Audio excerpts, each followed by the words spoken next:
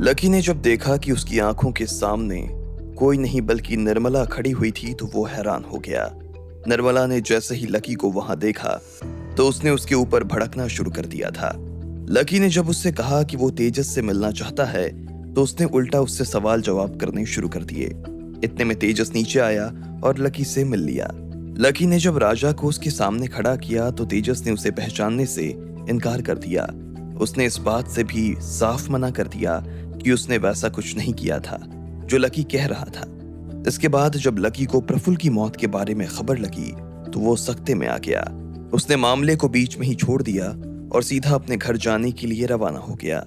Lucky शाम को ही अपने घर वापस आ चुका था। जैसे ही उसने घर की घंटी बजाई तो अभिलाषा ने दरवाजा खोला और उसे गले से लगा लिया। कहाँ चला गया था तू? मैं कब से तुझे फोन लगा रही हूँ, तेरा फोन बंद आ रहा है, अभिलाषा ने कहा। तब लकी को याद आया कि उसने कलंदर गैंग के अड्डे पर जाने से पहले अपना फोन बंद कर लिया था और उसके बाद वो उसे चालू करना ही भूल गया था। सॉरी, मेरा फोन बंद हो गया था, लकी ने बहुत ही बुझे हुए मन से कहा और अंदर जाने लगा। वो सीधा अपने कमरे की तरफ बढ़ रहा था, लेकिन जब अभिलाषा ने उसका ऐसा हाल देखा तो कहा, लकी कहाँ जा रहा है? पहले कुछ खा तो ले। नहीं माँ, मुझे भूख नहीं है, लकी ने कहा और अपने भारी कदमों से वो कमरे की तरफ बढ़ने लगा। अभिलाषा समझ गई थी कि कुछ तो गड़बड़ हुई है, इसलिए इससे पहले कि लकी अपने कमरे में दाखिल हो पाता, अभिलाषा ने बीच में ही उसका हाथ पकड़ लिया। क्या हुआ? तेरा मुंह इतना उतरा हुआ क्यों है? अभिलाषा ने पूछा। लकी ने उसकी बात का कोई जवाब नहीं दिया, वो बस अभिलाषा की आंखों में देख रहा था। बेटा क्या बात है, बताना, अभिलाषा ने फिर से पूछा और इस बार उसके गाल पर अपना हाथ रख दिया। जैसे ही अभिलाषा का हाथ लकी के गाल पर आया तो उसकी आंखें भर आई। उसने अभिलाषा का हाथ अपने दोनों हाथों से पकड़ लिया और उसमें अपना सिर रखकर रोने लगा। लकी क्या हुआ? क्या हुआ बेटा, क्या बात है? अभिलाषा ने उसे पुचकारते हुए और उसकी पीठ सहलाते हुए पूछा। लकी बस रोए जा रहा था, उसके आंसू थमने का नाम ही नहीं ले रहे थे। अभिलाषा ने उसका हाथ पकड़ा और उसे सोफे पर बैठा लिया। इसके बाद अभिलाषा ने उसके सिर पर अपना हाथ फेरा और पानी का गिलास उसकी तरफ बढ़ाते हुए कहा, बता क्या बात है, इतना परेशान क्यों हो रहा है? लकी ने पानी पिया और फिर अपने आप को शांत करते हुए कहा, मुझसे बहुत बड़ी गलती हो गई माँ। क्या गलती हो गई? अभिलाषा ने पूछा।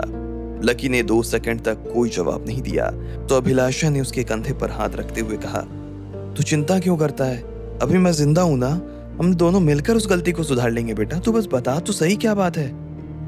उस गलती को अब नहीं सुधारा जा सकता माँ, उस गलती को कभी नहीं सुधारा जा सकता, लकी ने कहा और फिर से रोने लगा। पहले बता तो सही, हुआ क्या है बेटा, बात क्या हुई है वो तो बता, अभिलाषा ने कहा। लकी ने बड़ी हिम्मत की और एक गहरी सांस लेते हुए बोला, माँ, मैं अभी प्रफुल्ल के मामा के घर से आ रहा हूँ। वहां पर मुझे निर्मला चाची भी मिली थी। वहीं पर मुझे पता चला कि प्रफुल्ल ने आत्महत्या कर ली है माँ।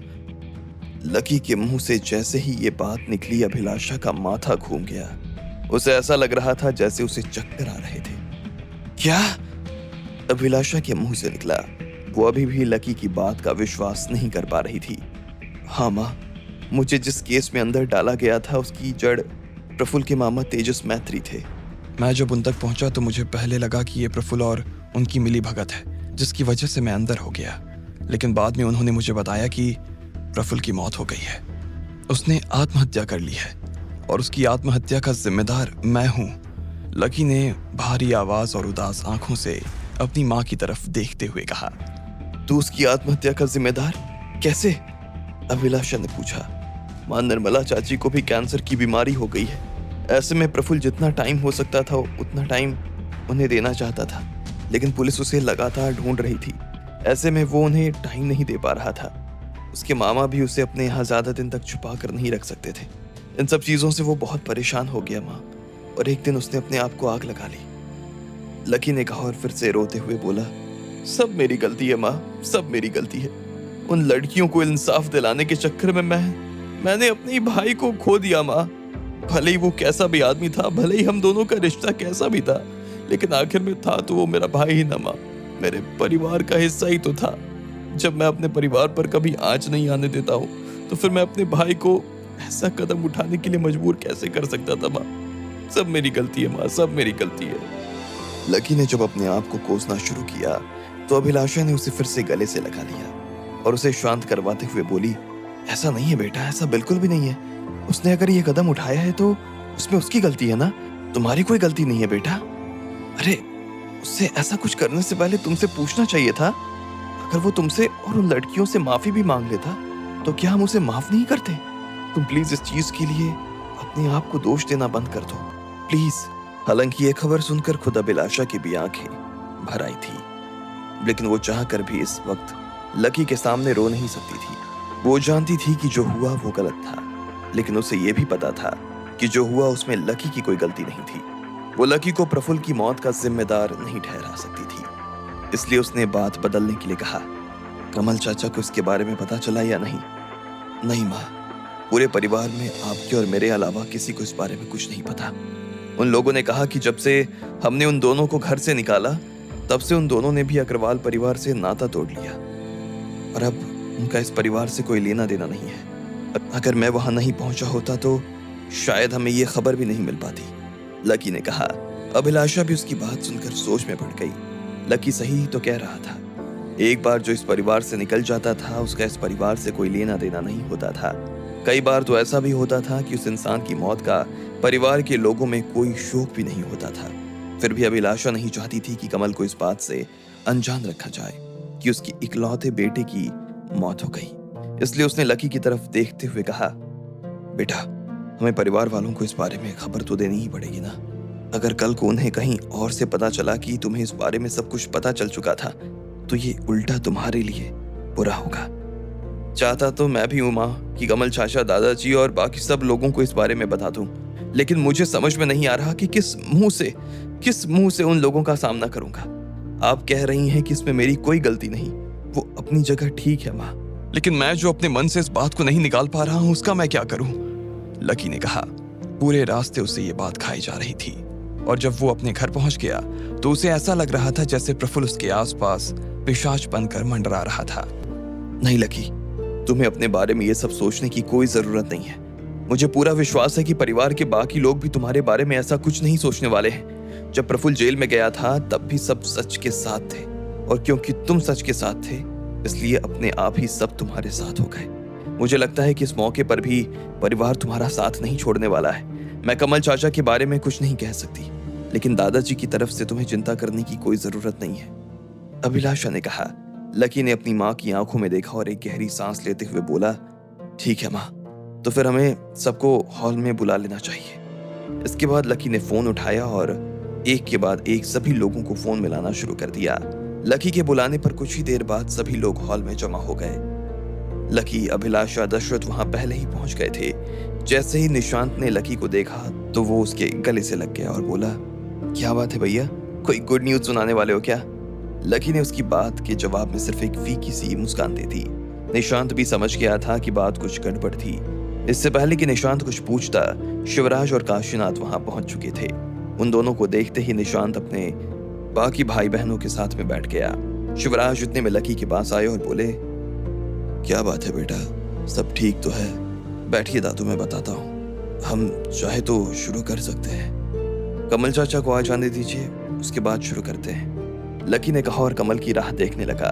लगभग 15 मिनट के बाद हॉल का दरवाजा खुला और कमल भागता हुआ अंदर आ गया। माफ करना पापा जी, माफ करना, मैं थोड़ा सा लेट हो गया। असल में वो ऑफिस के फर्नीचर का थोड़ा काम देख रहा था। क्या बढ़िया कलर चुना है राधिका ने, बहुत ही शानदार। ऑफिस की पूरी काया पलट ही हो जाएगी। मैंने तो अपनी कुर्सी के लिए उससे अलग से एक मैट्रेस भी मंगवाई है, मजा आ जाएगा, कमल ने कहा।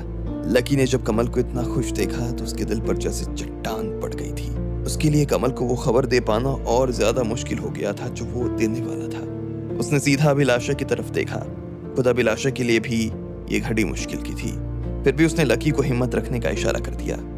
हाँ तो लकी, हम शुरू कर सकते हैं। वैसे लकी, अपनी बात रखिए, उससे पहले मैं अपनी तरफ से एक बात आप सभी लोगों के सामने रख देना चाहता हूँ। कैस्पर की वजह से हमारी कंपनी के शेयर में 10% का उछाल आया है। अभी 3 दिन पहले जो हमें गिरावट देखने को मिली थी वो लकी के बरी होने के बाद 3 गुना उछाल में बदल गई है। जिन लोगों ने पैसे निकाला वो तो रो रहे हैं और जिन्होंने पैसे डाले वो खुशी के मारे पागल हो रहे हैं। एक बार लकी के लिए जोरदार तालियां हो जाए, कमल ने कहा। जैसे ही उन्होंने कहा कि सभी लोगों ने लकी के लिए तालियां बजानी शुरू कर दी। लकी उन तालियों की वजह से और ज्यादा दबाव में आ गया। उसने भले ही बाहर दिखाने के लिए अपने चेहरे पर एक फीकी सी मुस्कान ओढ़ ली थी, लेकिन उसका दिल कितना तड़प रहा था ये सिर्फ वो ही जानता था। आखिर में लकी ने सभी को शांत करवाने के लिए अपने दोनों हाथ उठाए और कहा, आप लोगों के प्यार के लिए बहुत बहुत शुक्रिया, लेकिन मेरे अकेले की वजह से ये कुछ नहीं हो रहा है। आप सब लोग मेरे साथ खड़े हैं इसलिए मैं ये सब कर पा रहा हूँ। कमल चाचा, इतनी अच्छी खबर हमें सुनाने के लिए आपका बहुत बहुत शुक्रिया, लेकिन मैं बहुत भारी मन से आप लोगों से ये कहना चाहता हूँ कि जो खबर मैं आप लोगों को सुनाने जा रहा हूँ वो खबर आपका दिल तोड़ देगी, लकी ने कहा। उसकी बात किसी बम की तरह सब लोगों पर गिरी और सभी की फूल जैसी खुशी लकी की बातों की वजह से जलकर राख हो गई। क्या बात कर रहे हो लकी? ऐसा क्या हो गया? अब ऐसी कौन सी खबर आ गई बेटा? सभी लोगों ने लकी से पूछना शुरू कर दिया। कुछ शिवराज भी हैरानी से लकी की तरफ ही देख रहे थे। लकी उनमें से किसी से भी नजर नहीं मिला पा रहा था। उसने अपना सिर एक पल के लिए नीचे झुका लिया और फिर एक गहरी सांस लेकर ऊपर की तरफ देखने लगा। सभी लोग उसके मुंह से उस खबर को सुनने का बेसब्री से इंतजार कर रहे थे। उधर जब सब लोग लकी के मुंह से ये खबर सुनने का बेसब्री से इंतजार कर रहे थे, तब इधर इंस्पेक्टर दानिश भी लकी को एक खबर देने के लिए बेचैन हुए जा रहा था। वो कब से लकी को फोन करने की कोशिश कर रहा था, लेकिन लकी का फोन काफी देर से बंद आ रहा था। लकी प्लीज अपना फोन चालू करो प्लीज, दानिश ने अपने आप से कहा। लेकिन जब उसे पता चला कि लकी का फोन अभी तक चालू नहीं हुआ है, तो वो गुस्से और हताशा में अपना सिर पकड़ कर बैठ गया। अब आगे क्या होने वाला था? आखिर क्या असर होने वाला था प्रफुल्ल की मौत की खबर का अग्रवाल परिवार पर? और क्या खबर देना चाहता था इंस्पेक्टर दानिश लकी को? कहीं राधिका किसी खतरे में तो नहीं पड़ गई थी? आपको क्या लगता है, क्या होंगे इन सभी सवालों के जवाब? कमेंट बॉक्स में कमेंट करके हमें जरूर बताएं और सभी सवालों के जवाब को जानने के लिए सुनते रहिए इंस्टा मिलियनेयर सिर्फ पॉकेट एफएम पर।